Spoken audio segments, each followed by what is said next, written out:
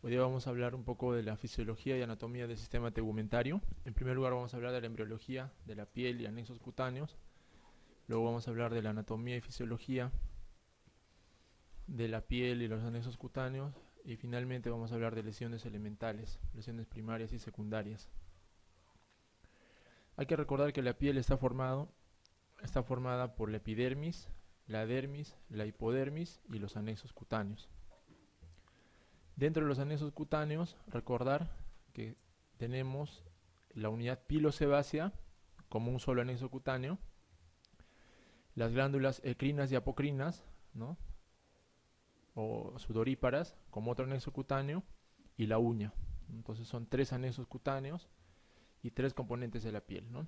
Epidermis, dermis e hipodermis. En cuanto a la embriología, hay que recordar que la piel deriva principalmente de dos estructuras, del ectodermo y del mesodermo. Esto es muy fácil de recordarlo, ¿ya? Hay que localizarnos nada más en la anatomía, ¿no? Si vemos la epidermis, va a derivar obviamente de la capa más externa, ¿no es cierto?, del ectodermo. Y el mesodermo va a formar la dermis y la hipodermis. ¿Ya? Es una cuestión lógica nada más en la que tenemos que ubicarnos. Nada más de repente aquí atrás, ya, para que recordemos.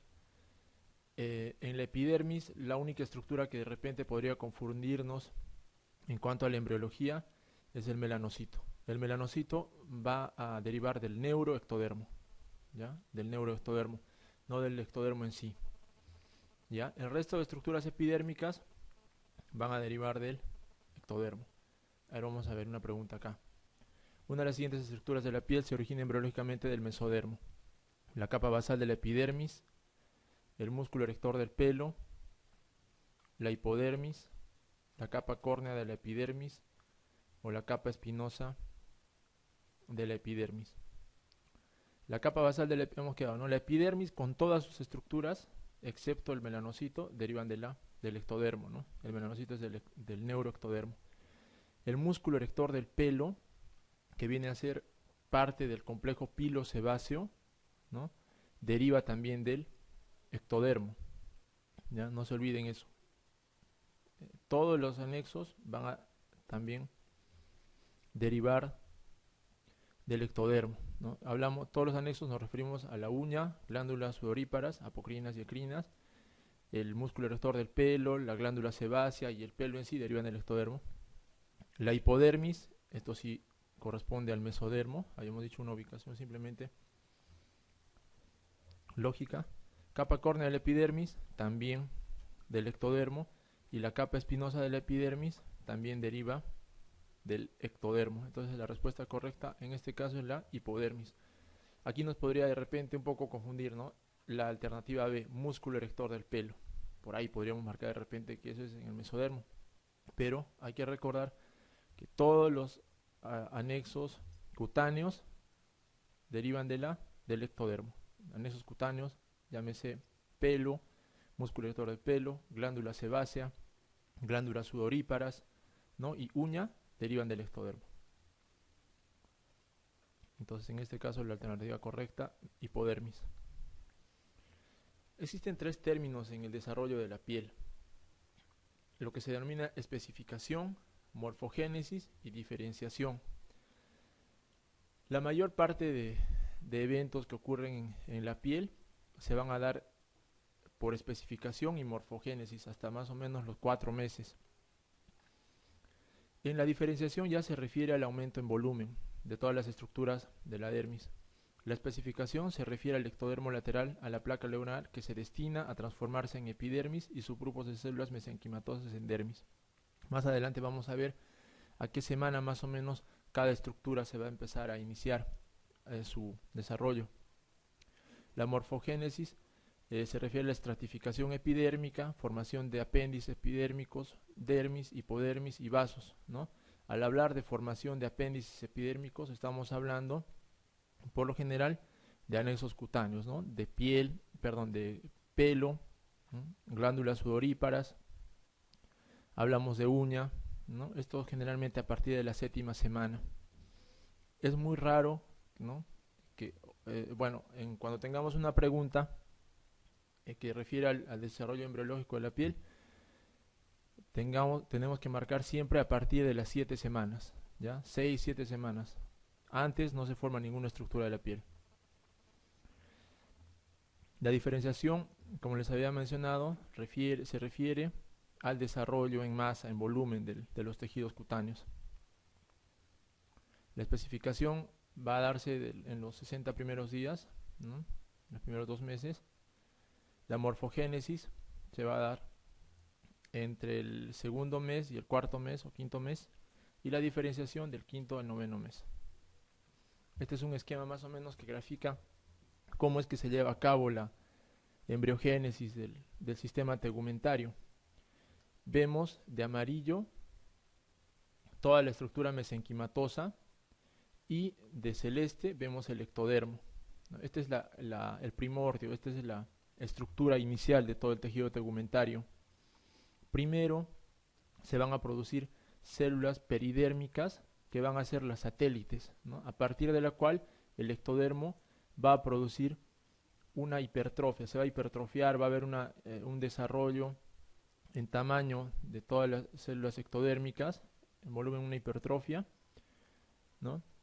Hasta que se produzca un desprendimiento peridérmico, o sea, todas las células peridérmicas o satélites se van a desprender para luego la epidermis formar una estructura sola, ¿no?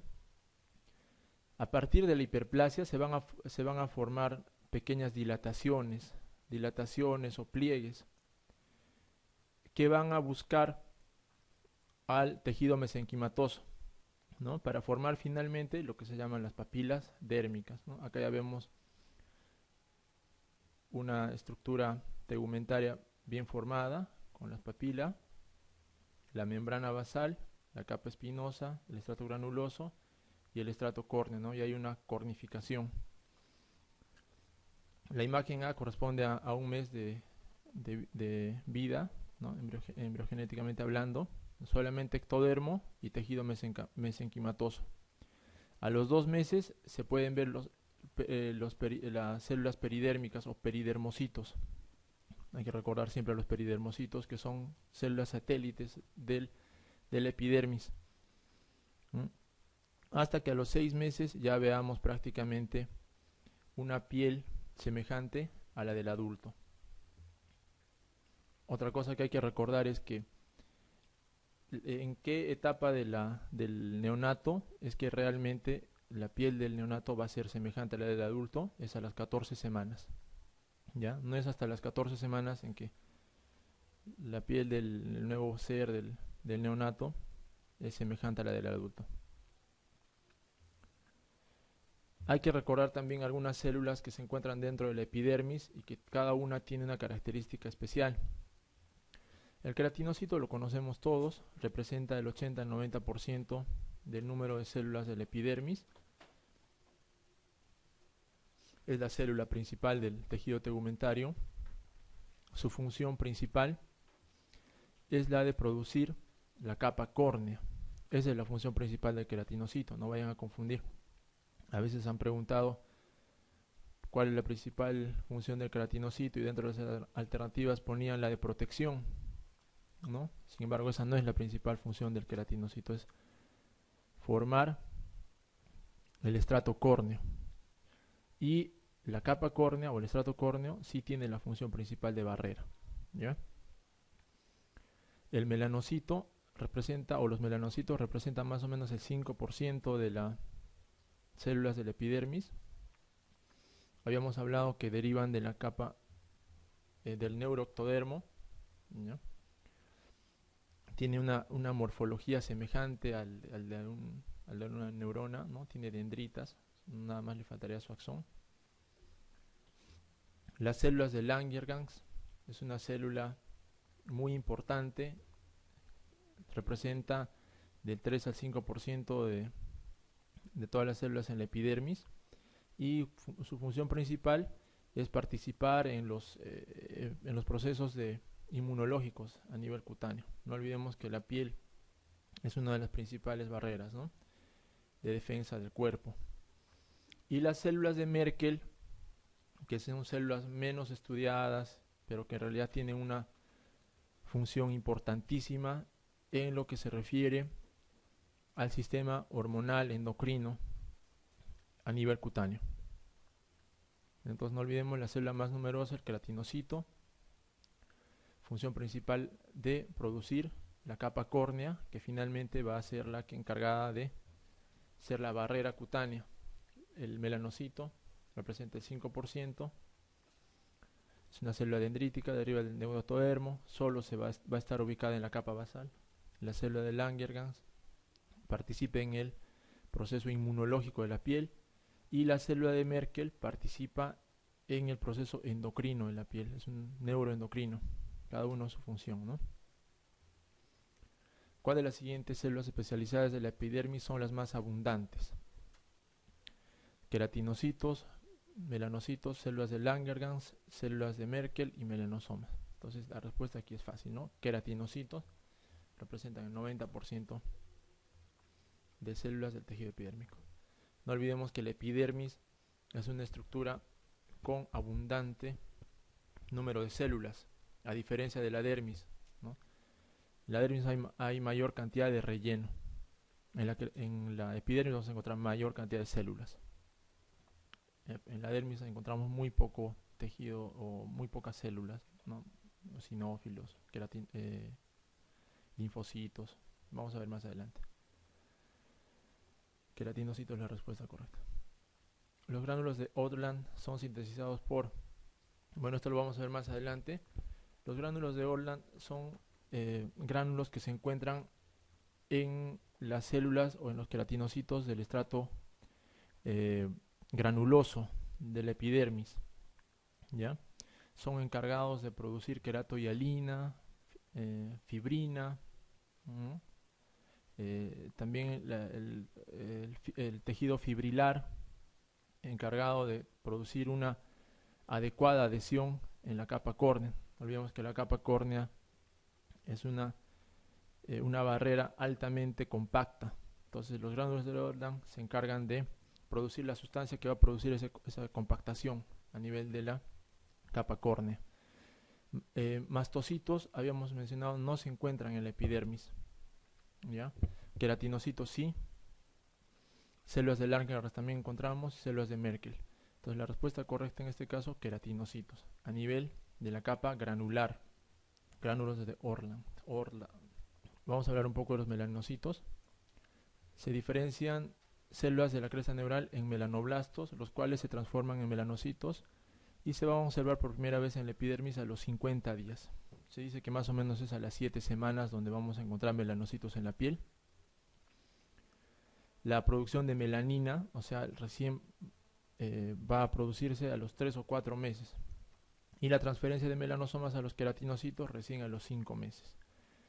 La migración, colonización, proliferación y supervivencia depende del receptor de la tirosina sinasa. Entonces, el melanocito va a tener dentro de su citoplasma los melanosomas, ¿no? Los melanosomas son los encargados de producir la melanina o pigmento melánico. La melanina va a provenir de la tirosina, es el precursor de la melanina o pigmento melánico, ¿no? Entonces, la tirosina, por acción de la tirosina sinasa, que es una enzima que degrada la tirosina, va a producir la dopa, ¿ya? Que es otra sustancia de desintegración de la tirosina para finalmente, por acción nuevamente de la tirosina sinasa, formar la melanina. Entonces todo un proceso que se va a ocurrir para la formación del pigmento melánico. Entonces no olvidemos, el precursor de la melanina es la tirosina. Por ahí nos pueden preguntar también eso. Y también otra cosa que hay que recordar es que la melanina recién se va a formar a partir del tercer a cuarto mes. Aquí estamos viendo. Durante el desarrollo fetal, ¿a qué edad gestacional los melanocitos inician la producción de melanina? Ya habíamos señalado, ¿no? Al tercer a cuarto mes. Sin embargo, hay que recordar que el melanocito se va a empezar a formar, el melanocito, célula que produce melanina, en la 7ª semana aproximadamente. Este es un melanocito. En este esquema vamos a ver más o menos cómo es que el melanocito transfiere los melanosomas y el pigmento melánico hacia el resto de células de la epidermis, hacia el resto de queratinocitos. ¿Ya? Esto principalmente va a ser por fagocitosis, ¿no? Acá vemos el núcleo del melanocito, vemos fagosomas en las terminaciones dendríticas, ¿no? Estos melanosomas van a pasar a los queratinocitos por fagocitosis, como les había mencionado, y a partir de esto se va a formar el pigmento melánico. Acá vemos, ¿no?, cómo se forma el pigmento melánico a partir de la tirosina. Por acción de la tirosinquinasa se forma la dopa por acción de la tirosinquinasa se forma en dopaquinona, y la dopaquinona se va a formar en eumelanina o feomelanina. Son los dos principales tipos de melanina. La eumelanina, como dice su nombre, normal, es la melanina pardo oscura, ¿no?, la que da la coloración negruzca a la piel, o marronácea. Y la feomelanina es una melanina de color rojizo o anaranjada o castaño.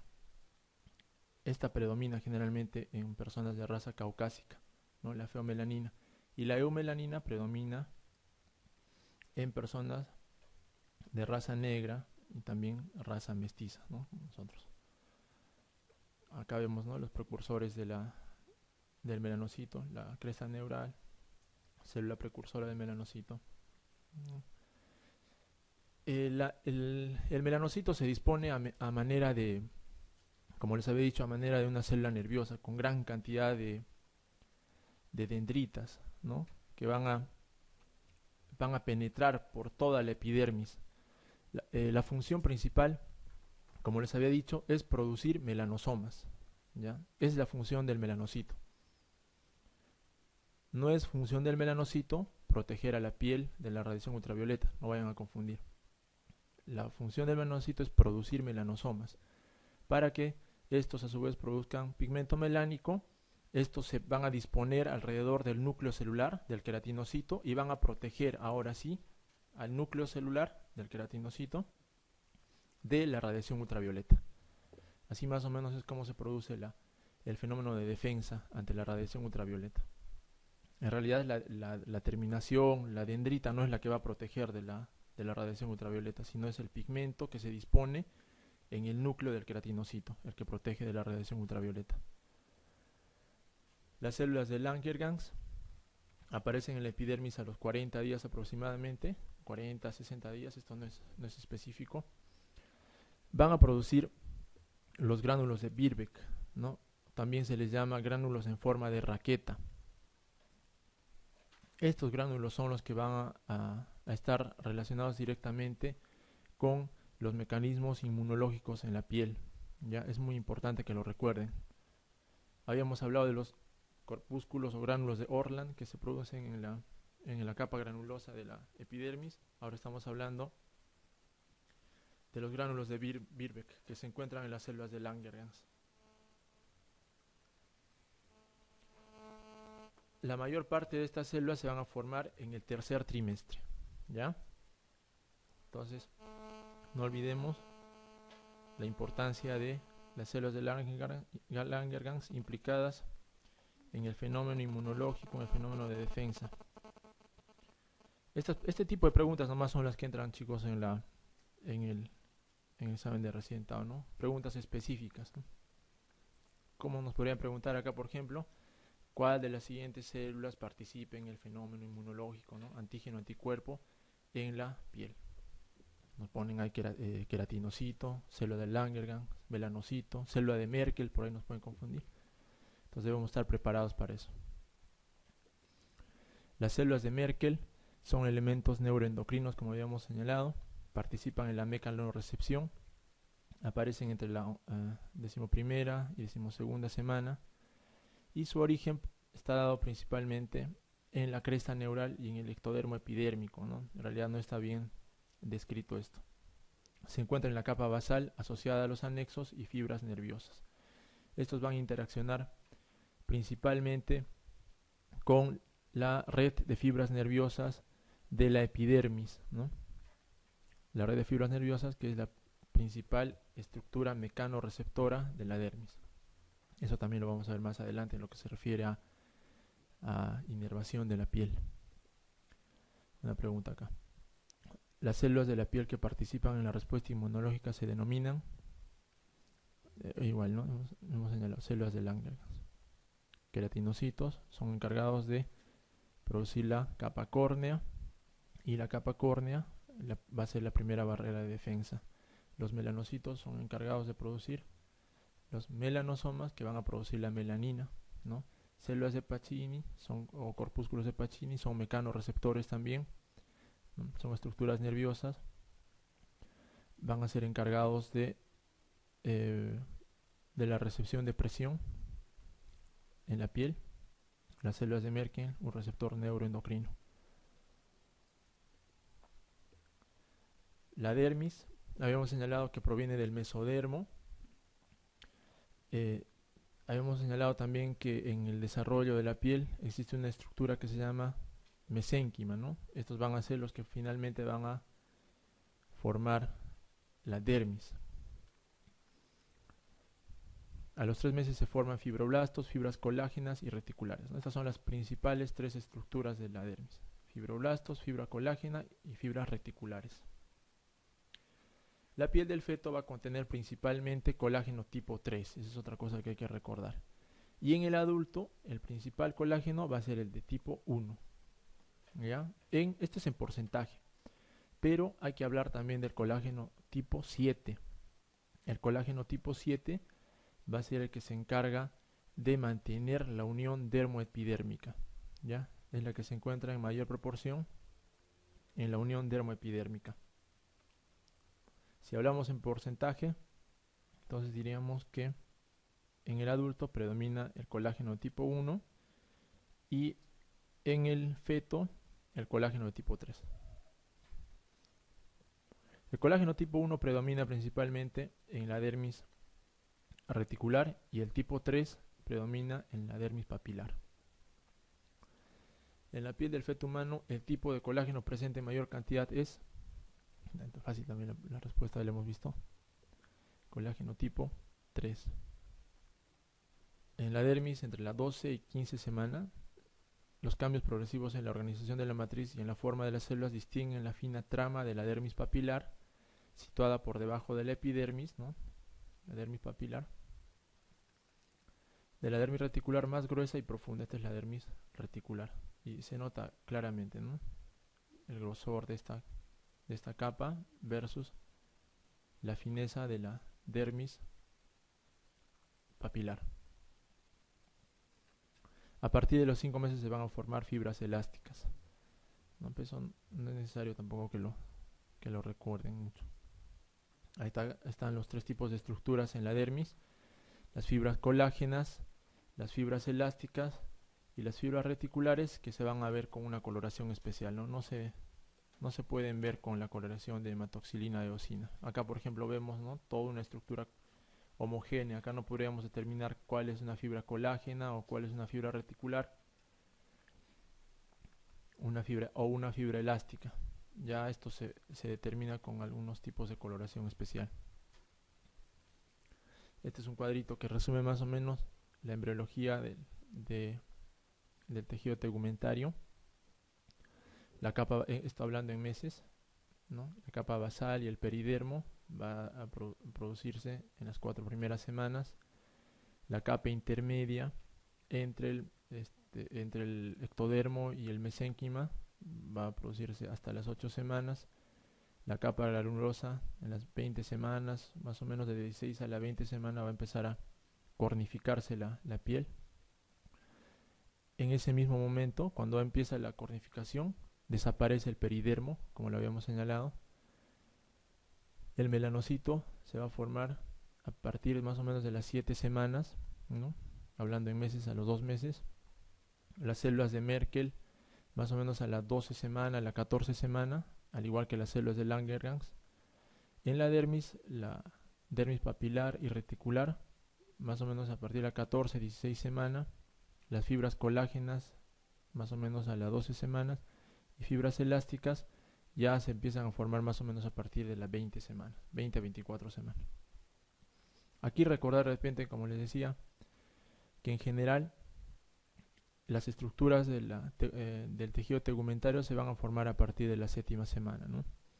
Y la piel en sí va a tener estrato córneo a partir de las 24 semanas. Eso de repente sí deben recordarlo. A partir de las 24 semanas recién el feto tiene estrato córneo. Tiene la capacidad de mantener el calor en el cuerpo. Esto también está relacionado con la habilidad fetal, ¿no? Un feto que no tenga capa córnea no va a poder mantener la regulación térmica. ¿Y cómo se diferencia el folículo piloso? Es semejante a la formación general de la piel. Primero hay una hiperplasia del ectodermo, ¿no? de toda la epidermis. Va a haber una invaginación en busca de la papila dérmica y va a haber una formación a partir de esta papila dérmica de una papila del folículo piloso. Aparte se va a estar formando una raíz del pelo y un conducto con desintegración de algunas células epidérmicas, ¿no? Y finalmente vemos el pelo terminal, ¿no? con la papila del folículo piloso, el músculo erector, la glándula sebácea, que también es derivado de la membrana basal, y el folículo, ¿no? Este es el germen del folículo piloso, ¿no? Este es el brote piloso, ¿ya? Este es el bulbo piloso y este es el pelo ya formado. Acá es esquemáticamente, no vemos primero el germen piloso, acá se va a formar ya el bulbo piloso, con, como les había mencionado, degradación de algunas células epidérmicas para que se forme el conducto y pueda salir el pelo hacia la luz, ¿no?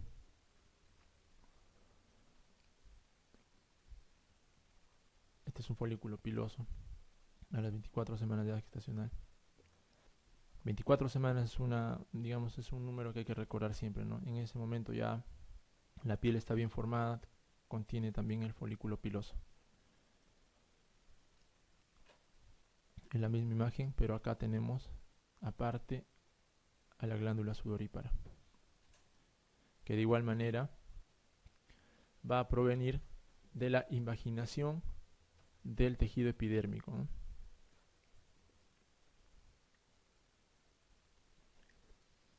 Esta es una microfotografía de los pliegues unguiales cuando recién se están formando. Vamos a hablar de la uña entonces.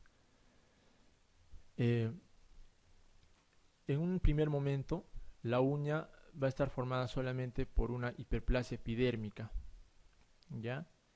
Y a partir de esta se va a formar el lecho unguial. Una vez formado el lecho unguial, va a haber una, digamos, exostosis de la epidermis. Se va a formar una especie de ángulo entre el lecho unguial y la epidermis, y a partir de esta se va a formar la lámina unguial, ¿no? Que todos conocemos como uña, ¿no? Este es un diagrama que representa, ¿no?, las etapas del desarrollo de la uña en el dedo de la mano, ¿no? Vamos a ver más adelante la estructura. Este es el desarrollo morfológico embriogénico de la glándula sudorípara, ¿no? Semejante al de la glándula del folículo o de la unidad pilosebácea, ¿no? Hay una invaginación cilíndrica sólida, acá vemos, ¿no? Se va a formar una espiral para finalmente formar el ovillo o glomérulo sudoríparo. Va a haber un conducto secretorio y va a finalmente salir hacia el poro, ¿no?, epidérmico. Entonces hemos hablado un poco de la embriogénesis de la piel. No olvidemos algunos números: 24 semanas se forma la piel, está semejante o con todas sus capas, ¿no? Estrato córneo, epidermis, dermis e hipodermis. El melanocito se forma en la 7ª semana. La diferenciación de la epidermis va desde la 10ª semana hasta la 24 semana. En cuanto a la estructura de la piel, vamos a hablar primero de la epidermis, ¿no? La epidermis viene a ser un tejido epitelial pavimentoso, estratificado, queratinizado y, lo que es importante, es avascular. No vamos a encontrar estructura vascular a nivel de la epidermis, ¿no? Podemos encontrar estructura vascular hasta las papilas dérmicas, ¿no? Decimos pavimentoso por su morfología y estratificado porque vamos a encontrar capas que derivan de una capa única que viene a ser la membrana basal, ¿no? Que se han estratificado hasta salir al medio externo, hasta llegar a la capa córnea. El epitelio de la epidermis es de tipo cilíndrico, estratificado y queratinizado, cilíndrico, pseudo estratificado y queratinizado, plano, simple, queratinizado y avascular, plano estratificado, queratinizado y avascular, plano pseudo estratificado, queratinizado y avascular. Entonces es cilíndrico, estratificado, plano, estratificado, queratinizado y avascular, ¿no? Hasta llegar a la capa córnea. Acá podemos confundirnos con la alternativa A, ¿no? Ya que la membrana basal es la capa basal es un estrato cilíndrico, está formado por células cilíndricas.